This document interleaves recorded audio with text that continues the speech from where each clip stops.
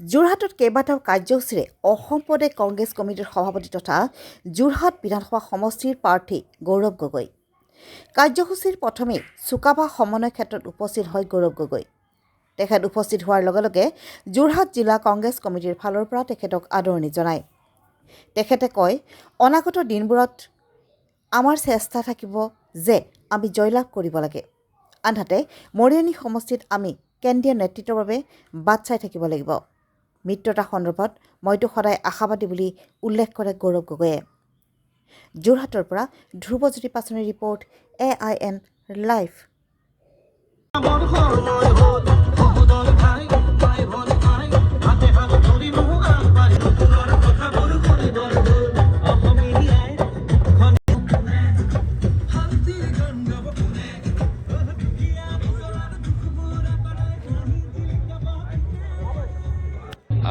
মই উপস্থিত হৈ আমাৰ যোৰহাট জিলাৰ ভিতৰত আমাৰ টিয়কৰ যিগৰাকী প্ৰাৰ্থী যোৰহাট জিলা কংগ্ৰেছৰ কাৰ্যকৰী সভানেত্ৰী পল্লৱী শইকীয়া গগৈ ডাঙৰীয়ানীকো মই পাইছোঁ। তেখেতক মোৰ ফালৰ পৰা শুভেচ্ছা জ্ঞাপন কৰিছোঁ। লগতে আমাৰ যোৰহাট জিলা কংগ্ৰেছৰ বিষয়ববীয়াসকল আছে, মই তেওঁলোককো ধন্যবাদ জ্ঞাপন কৰিছোঁ।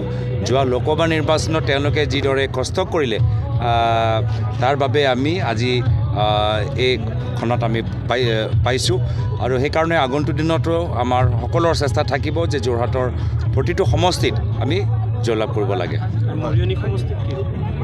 মৰিয়নি সমষ্টিত আমাৰ কিছুমান কথা আমি আমাৰ কেন্দ্ৰীয় নেতৃত্বৰ বাবে আমি বাট চাই থাকিব লাগিব। সম্ভাৱনা আছে নেকি ৰাইজৰ দলৰ লগত?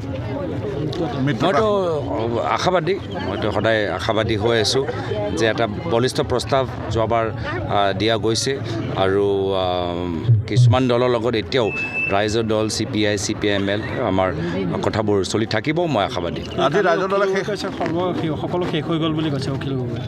মই নাজানো তেওঁ কি কৰে, কিন্তু মই ভাল চিন্তাৰে আশাবাদী হৈ আছোঁ। যিদৰে আমি বিভিন্ন দলৰ লগত ইতিমধ্যে কথাবোৰ সম্পন্ন কৰি আমি আগন্তুক 10 দিনৰ ভিতৰত আমি সভা আয়োজন কৰিবলৈ গৈ আছোঁ। আশা কৰোঁ যে বেলেগখিনি দলৰ লগতো আলোচনা সম্পূৰ্ণ কৰাৰ পিছত আমি সকলোৱে মিলিজুলি যাত্ৰা এখন ওলাব পাৰিম। আপোনালোকে উজনি অসমত কিমান চিট পাম বুলি আশা কৰিছে?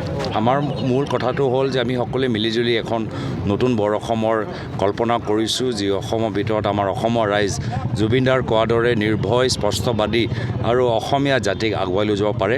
যি অসম আমাৰ সকলোৰ হ'ব, মাত্ৰ এজনৰ নহয়, এজনৰ পৰিয়ালৰ বাবে নহয়, এজনৰ ঘৰৰ উন্নয়নৰ বাবে নহয়, এনেকুৱা এখন অসম সৃষ্টি কৰা আমাৰ বাবে বেছি গুৰুত্বপূৰ্ণ। যিকোনো খবৰ আৰু বিজ্ঞাপনৰ বাবে যোগাযোগ কৰক 7896121996।